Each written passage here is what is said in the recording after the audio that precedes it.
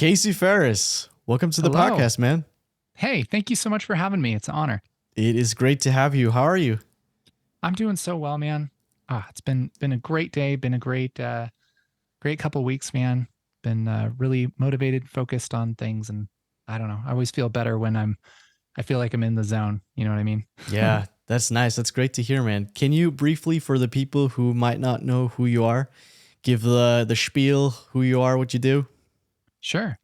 Yeah. So, probably the main thing that I do on the internet anyway is I'm a YouTuber. I make videos teaching people how to use Davinci Resolve on YouTube, and we also do training. I have a company that we specialize in doing video training, video on demand training for teaching people how to edit and color correct and composite and do all those fancy things, make movie magic, basically. And a lot of our projects and stuff are based around helping people, teaching people how to do that.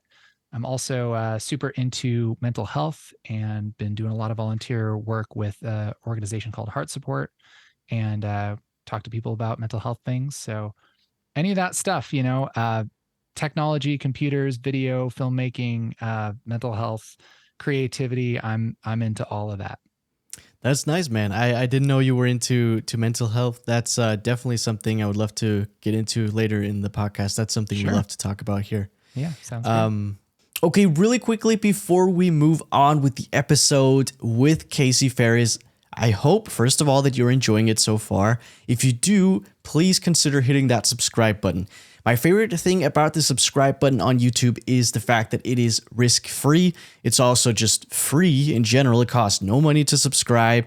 If you don't like being subscribed to the channel, you could always unsubscribe. In best case scenario, you will learn something, develop along with me, listen to awesome people, share their wisdom on this podcast.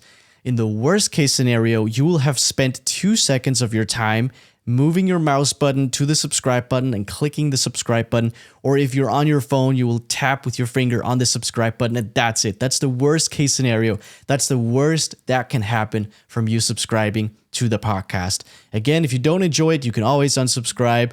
So give it a shot, see how you like it, and then we'll take it from there, okay? Thank you so much. Appreciate it, and enjoy the rest of the episode. I love the tutorial channels that do a little bit extra, not just literally show you how to do stuff, but incorporate a bit of their personality into the mix, some comedy, which is what I feel like you're very good at. Thank you. Yeah, How, that's fun. I've always liked it when something can educate and entertain, and when you feel like you know the person and you can hang out with them. And I try and be as approachable and casual as I can. yeah, it's great. It's definitely very entertaining, and I think it's also a great way to learn actually for Mm. people if they're hooked in the video instead of listening to someone boring explain it. It's more, I feel like you remember what you're taught easier. Yeah, yeah. It's always go for memorable. That's Yeah. that's what we say around here. And having teaching something in a really unique way, I think, can stick in somebody's head. And when you might teach them the same thing in just a really boring way, and they're not going to remember it. Yeah. So you might as well make it fun. I want it to be fun for me, you know. Like, I don't want to just drone on like Ben Stein and just talk in a monotone voice all the time, because nobody's going to have a good time. Yeah. How did you get started on YouTube? Yeah. Well, it's sort of one of those things you kind of fall into sometimes. I have, ever since YouTube kind of came out, and there started to be, I guess, people making sketches and making things on YouTube. I've always kind of admired that and thought that, man, it would be so cool to be able to make things, make videos that I want to make and have people actually watch them. Mm. That has been a dream of mine for a long time. And when I was in school, I went to it wasn't film school, but it was a multimedia school, and we had classes where we would be learning these various types of software. And I'd find out that I don't know. For some reason, I can pick up software pretty quickly. I mean, I've been learning software ever since I was like little. My dad had the Adobe programs and everything for his work, and I was using like Illustrator version 1, Photoshop version 2, I think, Wow. and just as a little kid. So I don't know. I can pick up software really easily, and so I was picking up software as we were learning it, and I would quickly become pretty proficient at it. And the other kids and the other college students in the class would ask me about how do I do this? How do I do this? And then eventually the teacher would just be like, yeah, just ask Casey for help. And so I started making tutorials for other people in class, Oh, and nice. I would put them up on YouTube. And part of me was like, I don't even know why I'm doing this. I don't really know the point in. I mean, I like people, I like helping people, but it's not like, I don't know, I expect to be famous for making this super nerdy thing of how to code this one little piece of, you know, this really obscure thing that Mm. only people in my class only for that week would care about. But I really love doing it. And I would post those to YouTube and everything. And some of my friends were really nice and they weren't into that kind of thing at all. And they'd be like, wow, that was really neat. And I'm like, that's cool. I'm glad that you checked it out, but I never expected anybody to actually care about it. Um, and so I got into filmmaking and working with video production and that kind of thing, and ended up getting a job at a local place where we were making a TV show. And uh, as that kind of went on, it was kind of the same thing as I was teaching the staff there, and I would learn how to do something, and then I would teach them. And um, we eventually got this new camera, which was a camera by Blackmagic Design, and it was a much cheaper, much better camera than a lot of the other competitors. It was about a tenth of the price of the competitors' cameras, and just fantastic video. And so I bought that camera, and I realized that nobody really know how to use it. Everybody just bought it because it was supposedly really good. And so I got that camera and I picked it up pretty quickly, and I made a little like PDF guide on how to use it. It was a Kindle book, I think, and then made a video about, hey, if you don't know how to use this camera, here's a couple tips, and here's how to color correct the footage from it, and you should get my guide or whatever. And some blogs picked that up, and people were really interested in it, and sold a few of the books. And it got to the point where it was like, I turned around one day and I had 4,000 subscribers on YouTube, and I'd never had more than, 50 subscribers for anything I've ever done. It was like maybe 100 people that were my friends that didn't actually care about it would look at one of my YouTube channels, because I already had like 4 or 5 channels I was trying to do random stuff Mm. on. I was making sketches and I was doing gaming content and stuff, but this one started taking off, and I said, "Oh wow, maybe there's some potential there." And so yeah, man, it just kind of grew from there. And it was sort of something where I didn't start thinking that it was going to be a big thing, but eventually it became kind of the main thing that I do. That's awesome, man. I feel like there are so many YouTubers who have that story of having 5 dead YouTube channels before that main thing that they find. Yeah. Yeah. I mean, you got to try a bunch of stuff. I mean, you really have to try things before you even know if you like it. And then if you like it and you continue to do it, um, who knows if other people are going to like it or not? It has to be that fusion between what you like and what other people like, and what you can sustain. And what is enough, there's enough demand and enough volume of things you can make, because it's really easy to not hit on one of those things and the channel doesn't work. Yeah. It is, I think, for most people who really want to make a living off of their passion, I think the hardest thing is finding that nexus of A, it's got to be something you enjoy, Hmm. B, it's got to be something other people enjoy, and C, you got to make money off of it. Yeah. Yeah. Or at least have some fulfillment from it, Yeah. right? I mean, it has to make you, it has to feel like it's worth the work, right? So part of that could be money, part of it could be, just personal fulfillment, you're helping people, that kind of thing. But yeah, the money, if you can make money doing it, it's a lot easier to justify putting more time into it, or buying equipment or whatever you need. Yeah. Yeah, absolutely. You mentioned you work for a TV show.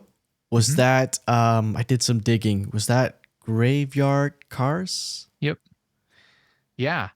That was a really cool experience. I got hired right out of school, as a freelancer doing After Effects work, and we were we were making this we were making the opening for the show, which was supposed to look like an old Frankenstein movie, and so they shot it during the day. A lot of stuff that looks like it's at night in movies and stuff is actually shot during the day, and then they color correct it to be darker, so it looks like it's nighttime, but they still get a nice looking image.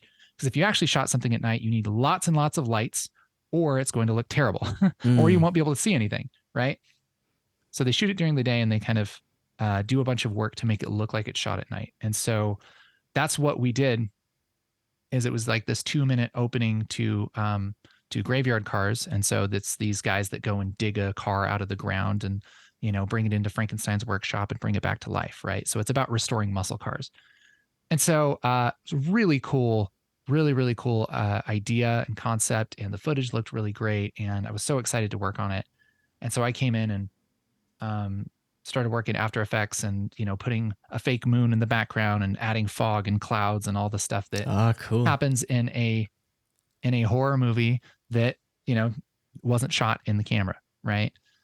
And so that was a really cool experience because after that, I kind of got brought on as a producer and an editor, and we built this show from the ground up. And this was back when American Chopper and like those kind of automotive shows were really kind of mainstream.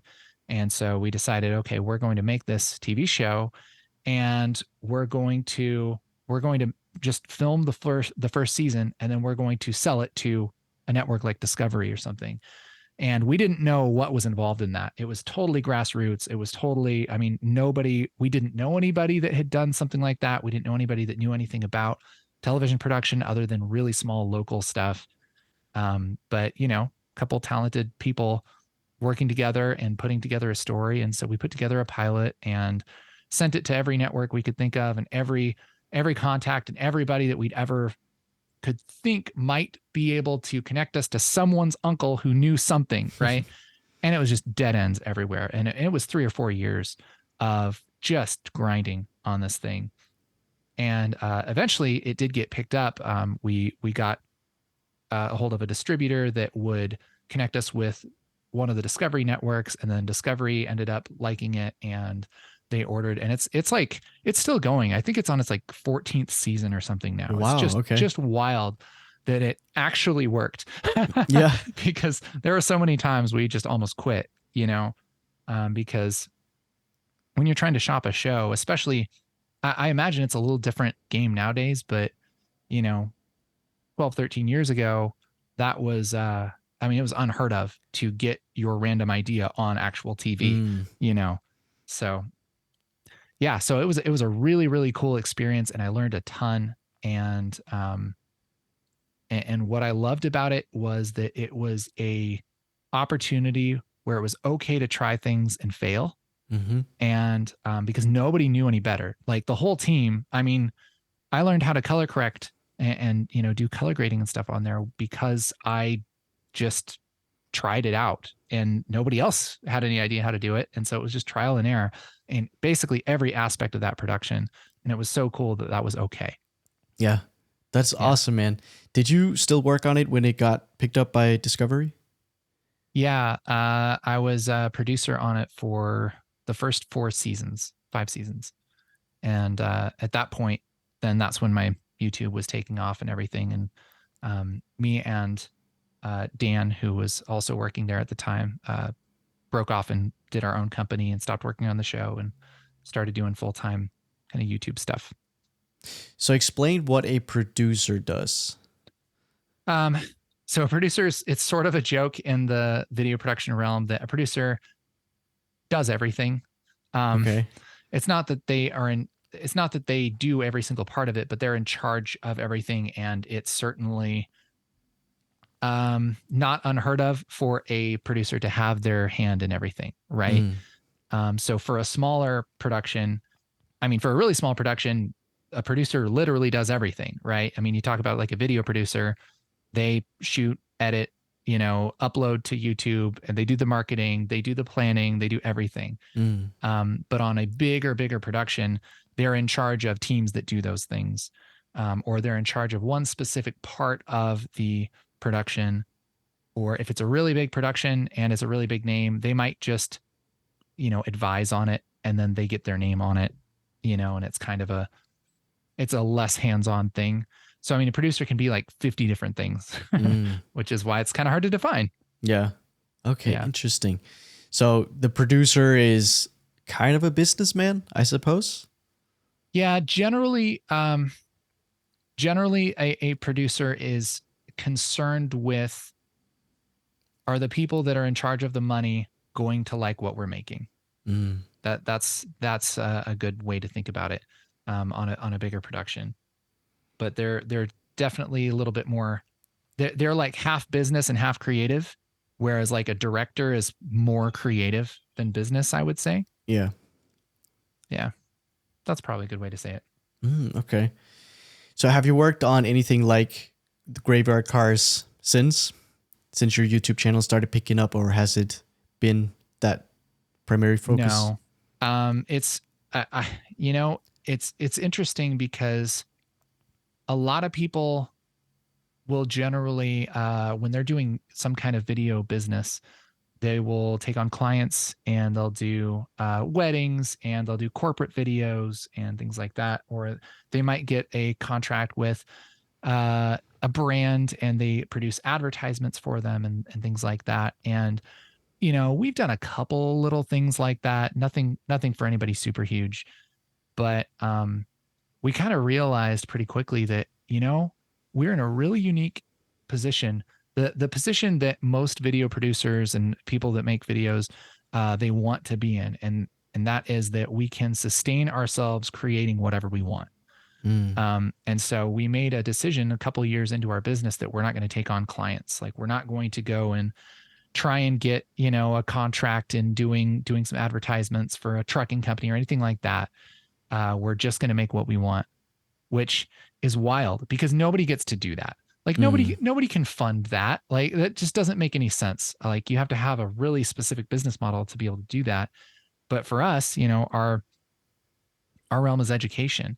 And so we are helping people create things that they want to make. And so we just make things that we want to make and show people how we did it. And yeah, we kind of realized that, a couple of years in, and we're like, wait a minute, hold on. Did we just achieve our lifelong dream real quick? yeah. So it's pretty wild to think about. That's awesome, man. Did you use Resolve back then for Graveyard Cars? We did for color grading. We were editing in Final Cut Pro 7, and then we switched to Adobe Premiere. And for a while, we were using Premiere and Resolve. And I just heard that they're going to be switching to Resolve probably this year, totally. But they've been using Premiere for a while. Mm. Davinci Resolve is the industry standard for color grading in Hollywood, right? Yeah, I think it's pretty fair to say that. Some people would say it's a standard. There's also Base Light. There's a couple other things, but man, there's a lot of movies that are color graded in Resolve, big movies. So yeah. That is so crazy, and it's free. It's Yep. crazy. There are probably people out there who might not know what Resolve is. Could you explain for those people? Absolutely. Yeah. So when you think about creating a video, I mean, you go out and you shoot it with your camera and everything, and then you copy your footage onto your hard drive. And then Resolve is basically the way to deal with stuff after that point. So that's called post-production, right? So it's after production. Production is shooting, pre-production is planning, right? So post-production is editing, effects, sound, music, all of that stuff. And so Resolve is kind of an end-to-end solution for that. So you can start by copying your footage onto your hard drive and organizing it, and then you make your rough cut, then you make your edit, and you're editing your story just the exact way that you want. And then you go into doing effects and doing things that you would normally do like in Photoshop and that kind of thing, where you're, cloning people out, or you're replacing a sky, or, you're creating animated graphics and things like that.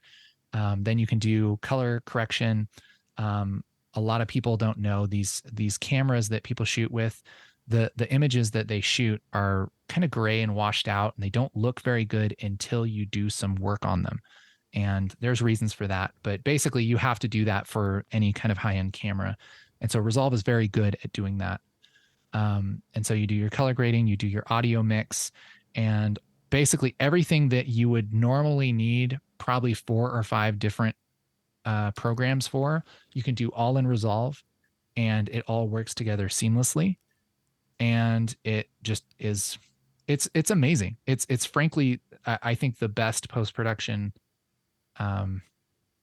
solution out there, and it has an insanely good free version. So you can download it for free and make, Hollywood level movies. There's just no arguing that you can do that. And they have a paid version that you only pay once, and it's $300, and you get updates and everything for the foreseeable future, as opposed to other solutions that have subscription models, or they're a lot more expensive, and they're frankly not as good in my opinion. Yeah. So it's kind of a no-brainer to use Resolve if you're into video production. I'm a little biased because I'm super into it, but I'm super into it because it's good. Yeah. So yeah, I was going to ask, is there any other program that has just all of these tools built into one like Davinci has? There are programs that can sort of do that. There's like Hit Film is a pretty cool solution. There's Filmora, and there's a couple others that are like either free or cheap that will do stuff sort of like it, but it's nowhere near the level of Resolve. The easiest, the only comparison to Resolve, in my opinion, would be the Adobe suite. Premiere, After Effects, Audition, Media Encoder, that kind of stuff, Photoshop, Illustrator, which is good and people use it all the time, but you have to use like 5 different programs to do things that Resolve does. So, and it's a monthly subscription. So, are there any features that Resolve does not have that you would love to see? Oh yeah, there's all kinds of stuff. There isn't a way to like do 3D modeling like you would in something like Blender. You don't have to do that in Resolve. It's kind of one of those things where it's like, yes, there's stuff it can't do, but the stuff that it can't do is kind of out of the scope of what you would expect it to do anyway. There's some like new AI features that the Adobe suite has that are quite good that Resolve doesn't have. There's a few little things, but for the most part, when you're talking like features between different software, Resolve has 99% of what you need. And then it has more in certain circumstances, like, the color grading, just nothing even comes close to Resolve. It's not even close, but like the editing between Resolve and Premiere is very, very similar. Yeah. Yeah. I've always been super into making videos and content and editing, and especially the past few years, especially the past few months with AI coming out. Oh yeah. It is so freaky, man. I think it's in crazy, the very near future, you might be making tutorials on how to make AI make the videos for you. Oh yeah. Yeah. That's coming for sure. That is so great. Have you seen, so you can already do people's voices. AI can do other people's voices. And we can already kind of do people's faces and like the visuals of them, right? Already. Yeah. So it is not going to be long until you literally don't have to pick up a camera yourself. You'll just tell AI, make a video of me doing this thing. Yeah. Yep. It's wild to even think about the future with that, man. Cause like, if you have a AI model that's trained well, we've been talking about just internally, like, can we train Stable Diffusion or something like that to, can we give them a bunch of pictures of me, and then we can just generate thumbnails with my face on it without having to take a photo every time, which is just like blows my mind. And that's not even that cool. compared to, like, oh yeah, show me running down the street and a spaceship picks me up and blows me Yeah. into bits or whatever. And man, it's just not that far away. Yeah, and if we can do that, if we can make a new thumbnail of you, I mean, video is just a bunch of pictures put together, right? We Yep. could literally make a podcast like this. You could be sitting here, AI could be moving you around, nodding your head like that right now. This could all be AI generated. Crazy. So It crazy. it is so insane, man. I really wonder what the process is going to look like for Hollywood movies, for example, once AI just goes crazy. Oh yeah. Yeah. They just won't have to, if they forget a shot or they need to reshoot something, they'll just fix it with AI, Yeah. and it'll probably be pretty good. It's just, That is so freaky, man. Do you yeah. worry that AI might take over your job eventually? Um, I think that it's going to be a tool just like everything else. Um, there are certain things that, yeah, AI will take over. You know, we'll be able to generate graphics and templates and things like that just without a whole lot of work. And I think there'll definitely be an aspect of that where like some of it is lost, right? Some of that creativity, but I think there's always going to be a market for people to make their own custom stuff. And it's like eventually it's going to be, I think, one of those things where it's almost like hipster sort of like, oh wow, you made this all yourself. Like, Mm, it's the same reason why, you would make a hand drawn animation nowadays of like, not everybody needs to do that, but it's really cool when you do, and I yeah. think it's like our normal way of filmmaking and stuff is going to be looked at like that, the same way that we look at somebody's like, oh, they shot that on film and they used a photochemical process for like everything they did. That's really cool. They don't need to do it. It's not even as high quality as what you would do with digital, but it's an artistic kind of choice. Yeah. So I wonder how far it's going to be in that realm of like, oh yeah, instead of just generating a video for this, we actually had somebody make one. Yeah. Yeah, Wild. but even that is probably going to be hard to tell. Like people could just lie and say, "Hey, I made this all by myself," but in reality, could have all been AI. Yeah. And I mean, and I think where it's going to be really useful is just the AI assisted tools where it's not like, okay, I'm going to generate a whole video, but it's like, I'm going to shoot, 3/4 of this video and all of the backgrounds are replaced using AI. Mm, And so I still need to know what I'm doing, but I don't have to work as hard, yeah. and we're already seeing that. I mean, in all kinds of software, I mean, Resolve has a way of tracing somebody out, which you would have to do by hand a few years ago. Now it just recognizes the person and perfectly traces them out. I mean, not perfectly, but like pretty darn good, Mm, as good as you could do in any reasonable amount of time. Yeah, trace somebody out, and so that kind of stuff is already helping a lot of people. yeah. It's freaky that a couple of years ago, people were saying that the last thing that AI is going to replace are the creative jobs. Sure. And now it is just the balls rolling. It is unstoppable. Yeah. Yeah. Well, my friend is an artist, and he had this gig where he was going to design this band's logo or their album art. And I mean, they were talking for weeks and weeks and weeks. And he mentioned that he likes to use some AI generator to like help generate ideas, and then he makes the art from that. And he like traces over it or doesn't trace over it, but like he uses it as inspiration, right? And the band was like, "Oh, that's cool. We can play with that." And they eventually made a design that they liked, and they didn't hire him, Wow. which is like really crappy. Yeah. But so I mean, that's the first thing that I've heard of as far as like AI just taking somebody's job.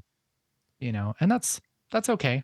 But there's going to have to be other things to differentiate ourselves, because like ideas and mock-ups and everything are going to be so easy to make Mm, that it's going to be the specific style um, that I think is going to differentiate things. mm. Yeah, for sure. So, what are your goals with all this? What are my goals? Do you feel like you've Um, achieved them? in some ways, yes. In some ways, I've been really thinking about gratitude lately, and so it's not that goals are against gratitude, because they're not. Um, but like anytime I think of, okay, something that I'm striving for or want to do in the future, I always just have to come back and be like, man, like I have such an amazing life, you know. The success on YouTube and stuff, I'm not the most successful YouTube channel in the whole world, but like it's really great to be able to make videos and have people watch them. Like that, Yeah. even that, just being able to create something and people watch it and enjoy it is just unreal to Yeah. me. That, Yeah. that's a reality in my life. I have a like right now my office. I'm in a building that we had built with a couple offices, and I'm working with two of my best buds, and we come to work every day and drink coffee and make creative stuff, and we can make whatever we want, and people will watch it. I mean, it's just what else do you want, man? I mean, that's crazy. Yeah. It's crazy to think about that. Um, so I mean, as far as like that was one of my lifelong goals is like I want to have my own office and like work on stuff with my friends and have it feed my family. Like that's what I want. Mm. So I mean, that's something that's already achieved, which is really cool. So super thankful for that. Um, but I think one of my probably the next thing is I want to be able to help more people in clearer ways. I want to be able um to explain things clearer. I want to learn about learning and that process and just kind of perfect that kind of offering. We're working on a program that helps people learn learn compositing in Fusion, and make fancy animations and stuff. And so that's a goal to just have more people know about that, um, and mostly just to help people and to do a really good job. Um, yeah, we have a um, a get together. I can't think of the word. That's the one thing that's rough about explaining things is half the time I Yeah. forget a word that's really basic, Yeah. and then it takes me like an absurdly long amount of time to think about it. I'm the And same way, to man. I'm the exact it's same just way. like after a while, it's like, yeah, man, I'm just taking a drink from my What is my this? my cup. That's what Yeah. it's called. Yeah. Anyway, a conference. That's what it is. We're doing a conference called ResolveCon, and it's just a bunch of creators getting together that teach Resolve and teaching people Resolve for 3 days. Nice. Super fun. So excited, and I'm excited to see that grow. That's going to be happening in August in Portland, Oregon, and yeah, so I would love to see people come to that conference and have a great time and learn a bunch and get some cool prizes and giveaways and stuff, and just to take the next step in their creativity, man. I love seeing people uh be able to do things that they want to do that they couldn't do before Mm. because of things that we teach them or offerings that we have. That inspires me, man. Yeah. That's awesome, man. Yeah. I wanted to go back to gratitude if I can. Sure. This is Yeah. perhaps where we can go a bit into mental health. I think gratitude is huge. I have it tattooed on my arm in Oh, nice. Japanese. That's Gratitude. cool. Uh, one of my biggest values, I think, gratitude is something that personally has helped me out so much, unbelievably. I was raised in a very negative household, so I was Mhm. trained to just focus on negative things all the time. Wow. And it wasn't until I started to feel gratitude that I was able to look at all the positive things that I have in my life. Hmm. Just the smallest things, just feel grateful for having a cup of coffee. Like, I am not homeless. I'm not starving on the street right now. Yeah. Just the smallest things that people take for granted has been huge for my happiness and mental health. Absolutely. I mean, it's game changing. I mean, it's life changing to be into gratitude. How did you get if you grew up in this negative environment? How did you get to train yourself to look at gratitude? How'd that work? It's a great question. So I always say I've lived two lives, which is weird because I'm only 24. So like, Mhm. okay, how much of lives has he lived, right? But Sure. when I turned 20, something just happened. I've always had massive aspirations. I've always wanted to do something big, but Mm. I never really did anything about it until I turned 20. And that's where something just clicked in me. And I knew that my life was just not going where I wanted it to. So I was looking for self-help on YouTube. I was reading books, and I forget the exact moment where I stumbled upon gratitude, but I realized that that's it. I have to get rid of negative thoughts, and I have to start putting positive thoughts into my head. Yeah, man. Oh, that's It's so huge. good. So good. Yeah. Gratitude has absolutely changed the way that I look at things because, like, when you wake up on any given day, like, I like to think of it, I don't know, I call it the threshold, right? So I feel like a lot of people get up uh, on any day and they go, okay, I'm starting at neutral and we'll see if this is a good day or a bad day, depending on what happens. Right. And so if something good happens, I'll consider this a better day. If something bad happens, it's a sucky day. Right. And the problem with that is that you're setting yourself up to be a victim of your uh, environment and just the things that happen to you, Yes. which is like not a smart way to actually start your day. You know what I mean? Mm. But everybody does it. Um, and so I kind of realized a while ago, I'm like, wait a minute, like I'm getting ripped off, like living Yeah. like that, Yeah. because then it's just like the burden of proof is on, okay, is this going to be a good day or a bad day? And if nothing happens and I have a boring day, I'm at kind of, or if nothing really happens, then I have a boring day. Right. Mm. And so I just feel kind of lackluster. But like, why not start assuming that the day is awesome? Like assuming that, okay, this is a great day. And if I don't believe it's a great day, I can list all the things that I'm grateful for. Man, um, this is like a 10 out of 10 day. And the burden of proof is not on, is this going to be a good day? It's, is there something, if something bad happens, I'm going to acknowledge it and I'm going to experience that. I'm not going to ignore it or deny it. But like, if I have a boring day and nothing really happens and I start at 10, think about my day. If it just goes Mm. from here to here, I have a 10 out of 10 day. Yeah. And so, in the last year or so, I think probably since I've started doing that, I've probably had like 350 10 out of 10 days, That's you awesome. know, Yeah. because I don't know, my life's basically the same most of the time.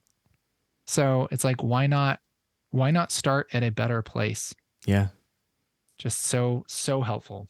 That's a great way to look at it. I just remembered where I first got introduced to gratitude. It was from, do you know Charlie Rocket? I've heard the name. I remember I was exposed to him for the first time on Impulsive, Logan Paul's podcast, where he appeared talking about winning streak, the concept of winning streak, Hmm. where you go through your day and literally every single small thing that happens to you, you just tell yourself you're on a winning streak. You keep on winning because these small things just keep happening to you. These awesome small positive Wow. things happen to Yeah. you. So just literally trying to recognize all these small things during your day. Like I said, you get a cup of coffee. This is amazing that this invention like this Sure. exists, right? Yeah. I'm on a winning streak. I'm winning in life. Like so many good things are happening to me. So I Yeah. think that was the first time I was exposed to this. Um, um, Again, this is where words fail me. This concept, I suppose, or Yeah. this thing where you train yourself to feel gratitude. Yeah. Oh, so good. So Do you good. do you have any other tips that has helped you with mental health? You said you volunteer Yeah. for. So I think so I've worked a lot with this organization and basically what we've been doing is live streaming and talking with people. I've probably talked to thousands of people about mental health stuff, really rough stuff.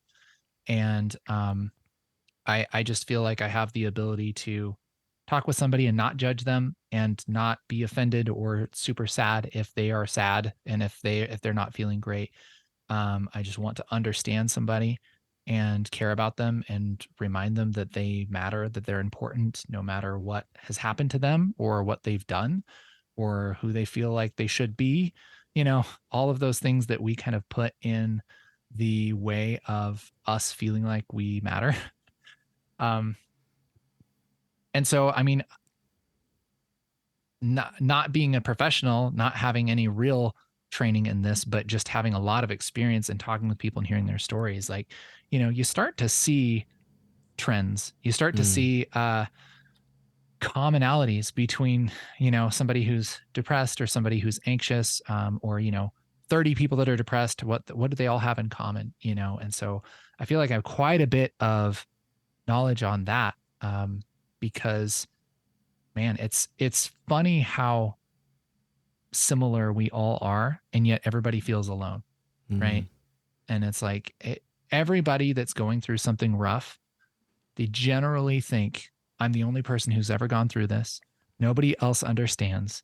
Nobody else really gets what I'm going through because it's just me. And while it might be true that whatever you're going through, whatever thoughts you're having might be unique to you, the feelings and the emotions and stuff that those cause and the place that it kind of puts you in mentally and emotionally, that is common to a lot of situations, right? Like somebody might not have had their dog ran over by their dad and then their dad yelled at them for it or something like that. But they might feel ashamed and disappointed and, have this trauma from losing a loved one that is similar to that. And so there's this lie that, man, what I've gone through, nobody will understand it. And that's just not true. It's actually not that hard to find somebody who can understand those kind of things if you find somebody who's safe. Like I always mention, like, if you're going through something, you got to talk about it, but you got to talk about it with safe people, right? Somebody who is not going to judge you or yell at you or think you're awful for having feelings that everybody else has, right? So somebody that will listen to you and try and understand you. And so, yeah, being able to share that kind of thing and realize that you're not a stupid freak that's crazy, that you're just reacting in a way that most people would probably react anyway, that breaks a lot of the power of these mental health things that, can plague us, man. It's amazing how big of a difference it makes when you realize, oh, I'm not the only person that's ever thought that. And the Mm. way that the way that I reacted to this situation that was terrible totally makes sense. And that's how most people would react. And I'm not stupid for reacting that way. You know, like that just flies in the face of the I'm a piece of crap, like loop that everybody feels in their mind. You know what I mean? Mm. Yeah. So I don't know. There's some stuff about mental health. Yeah. That's super powerful, man. That is very admirable. How do you not let it get to you talking to so many people that are feeling this way? Because that's something I would imagine I would have a hard time with. Biggest thing is boundaries.